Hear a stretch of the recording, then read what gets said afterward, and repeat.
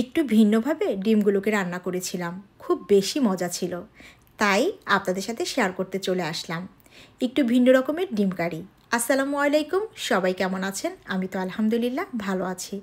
প্রথমে আমি ডিমগুলোকে সিদ্ধ করে নিয়েছি, তারপরে হলুদ, মরিচ এবং লবণ দিয়ে মেখে ডিমটাকে হালকা করে ভেজে নিয়েছি। এবারে চলে যাচ্ছি মূল রান্নায়। প্রথমে আমি পেঁয়াজ কুচি দিয়ে নিয়েছি, তারপরে এলাচি এবং দারুচিনি দিয়ে দিয়েছি। এবারে সুন্দর করে ভেজে নিয়েছি। যখন একটু করে কালার ধারণ করবে তখন আমি অন্যান্য মশলাগুলো অ্যাড করে দিব। আমি টমেটো, কাজু বাদাম আর পেঁয়াজ একসাথে ব্লেন্ড করে দিয়ে দিচ্ছি। এটা কিন্তু একটু স্পেশাল মশলা। এই মশলাটা দেওয়ার কারণেই কিন্তু একটু ভিন্ন স্বাদ পাবেন, একটু ক্রিমি ভাব পাবেন। তো এবারে আমি মশলাটাকে সুন্দরভাবে কষিয়ে নিব।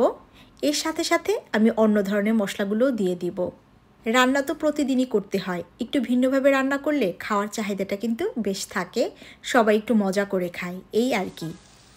এবারে দিয়ে দিচ্ছি লবণ পরিমাণ মতো, হলুদের গুঁড়া, মরিচের গুঁড়া, জিরের গুঁড়া আর দিয়ে দিচ্ছি ধনিয়ার গুঁড়া।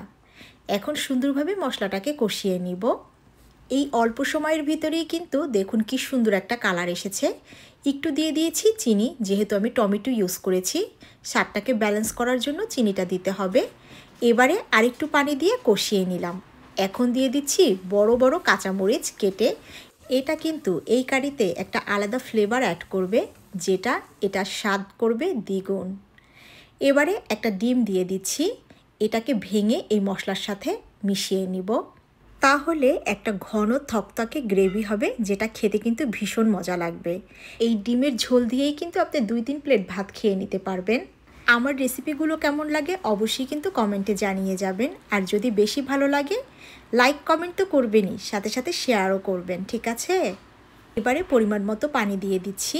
পানিটা ফুটে উঠলে আমি ডিমগুলো দিয়ে দিব।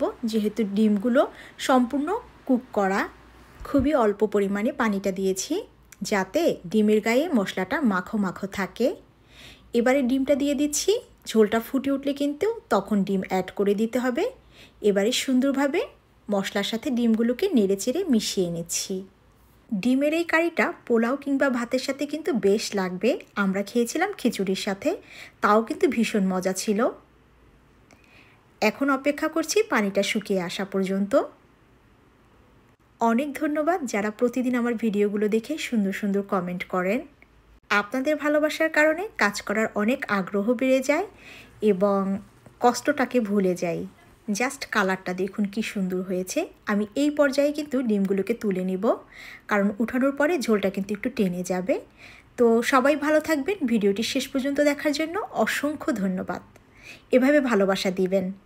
আজ এ পর্যন্ত, আল্লাহ হাফেজ।